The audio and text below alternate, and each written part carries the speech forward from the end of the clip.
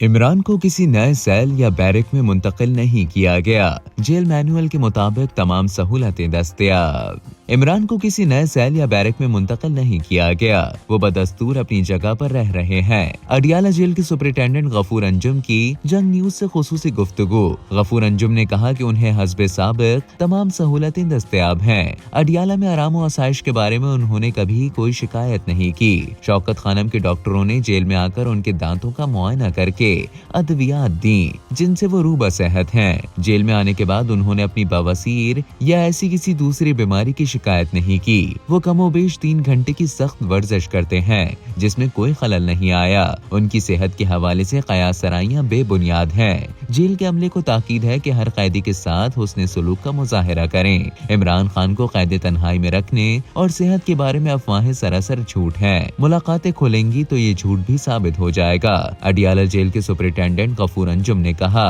कि इमरान खान को किसी नए सेल या बैरक में मुंतकिल नहीं किया गया। वो शुरू से जिस जगह रखे गए हैं बदस्तूर वहीं रह रहे हैं। उन्हें जेल मैनुअल के मुताबिक तमाम सहूलतें दस्तयाब हैं। अपनी आराम और आसाइश के मामले में हालिया दिनों में तो दरकिनार अडियाला जेल में रहते हुए उन्होंने कभी कोई शिकायत नहीं की। जुम्मे की शब सुपरिटेंडेंट अडियाला जेल ने कहा कि वो किसी कैदी को बेआराम करने या रखने का तसव्वुर भी नहीं कर सकते।